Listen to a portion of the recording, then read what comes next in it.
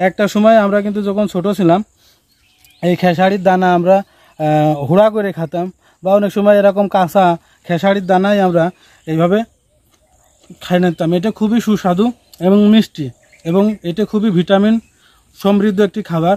তো বন্ধুরা, আপনার বাড়ির আশেপাশে কোনো জমি যদি অনাবাদি থাকে, সেই জমিটা আর অনাবাদি রাখবেন না। সেখানে যদি সঠিকভাবে আলো বাতাস লাগে, রোদ লাগে, তাহলে সেখানে আপনারা এই নেপিয়ার ঘাস লাগাতে পারেন। সেখানে নেপিয়ার ঘাসের ভিতরে আপনারা এই ধরনের খেসারি বুনতে পারেন।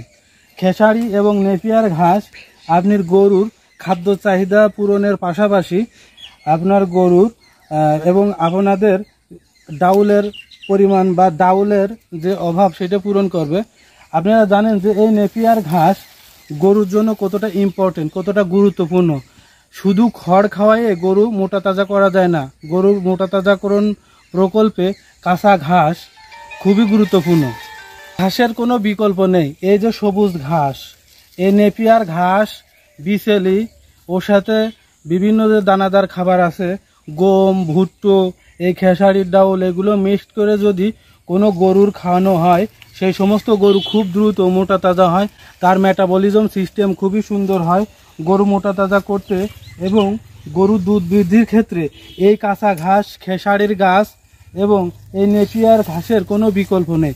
এখানে সূর্যের আলো সরাসরি লাগে এই সমস্ত গাছে ধরো বাঁচতে, এই সমস্ত গাছে সূর্যের আলো সরাসরি লাগে এবং এরা সূর্যের আলো থেকে সালেক সংশ্লেষণ প্রক্রিয়ায় খাবার তৈরি করে।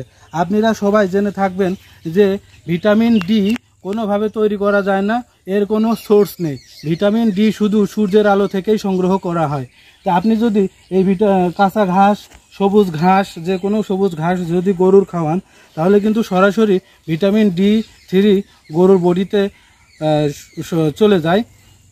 গরু অনেকেই শুধু গোয়ালের ভিতরে বেঁধে রাখেন ঠান্ডা এবং ছায়াযুক্ত জায়গায়। সেই সমস্ত গরু রোদে বাঁধবেন। গাভী গরু, বিশেষ করে গাভী গরু রোদে বাঁধবেন, এবং যে ষাঁড় গরুগুলো আছে সেগুলো প্রতিদিন দিনের কিছুটা সময়, আপনি নির্দিষ্ট কিছুটা সময় রোদে বাঁধবেন। তাহলে সূর্যের আলো থেকে সরাসরি আপনি গরুর বডিতে ভিটামিন D3 তৈরি হবে। তো বন্ধুরা, গরু মোটা তাজা করার ক্ষেত্রে এই যে খেসারি আমার হাতে দেখতে পাচ্ছেন, এই যে খেসারি, অনেকেই বাজার থেকে এই খেসারি কিনে নিয়ে আসেন।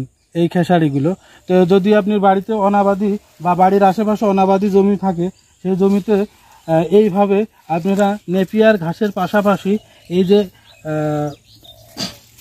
খেসারির গাছ আছে, এই খেসারি আপনারা বুনে দিলে একদিকে আপনাদের গরুর খাবারের জন্য নেপিয়ার ঘাস তো পাবেন, পাশাপাশি আপনারা এই যে খেসারির গাছের যে সবুজ ঘাস, এই ঘাসটাও আপনারা পাবেন। এবং এর কিছু অংশ যদি আপনারা পাকায়ে ফেলেন, পাকানোর ফলে কিন্তু আপনারা এই যে নেপিয়ার, এই যে খেসারির ডাউল, এই ডাউলটা আপনারা পাবেন নিজেরা খাওয়ার জন্য। এবং এই ডাউলের যে খোসাটা হবে, সবলা হবে, এই খোসা বা সবলাটা আপনারা পরবর্তীতে গরুর খাওয়াতে পারবেন। তো বন্ধুরা, অনেক দিন পরে গ্রামের মাঠের ভিতর আসলাম। তো একটা সময় আমরা কিন্তু যখন ছোট ছিলাম এই খেসারির দানা আমরা হুড়া করে খেতাম, বা অনেক সময় এরকম কাঁচা খেসারির দানাই আমরা এইভাবে খাই নিতাম। এটা খুবই সুস্বাদু এবং মিষ্টি, এবং এটা খুবই ভিটামিন সমৃদ্ধ একটি খাবার।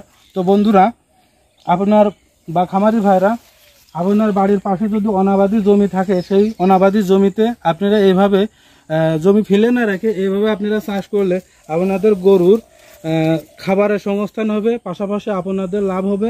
এবং কোনো জমি ফেলে রাখা ঠিক না, এটা আমাদের বাংলাদেশের অর্থনৈতিক দিকটাকে ভঙ্গুর করে তুলবে। আর যদি আমরা সেখানে চাষ করি, তাহলে আমাদের অর্থনীতিটা স্ট্রং হবে। তো বন্ধুরা, আজ এ পর্যন্তই। আশা করি ভিডিওটি ভালো লেগেছে।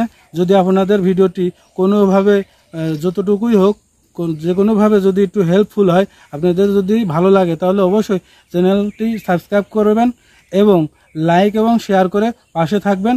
দেখা হবে অন্যান্য ভিডিওতে। আসসালামু আলাইকুম।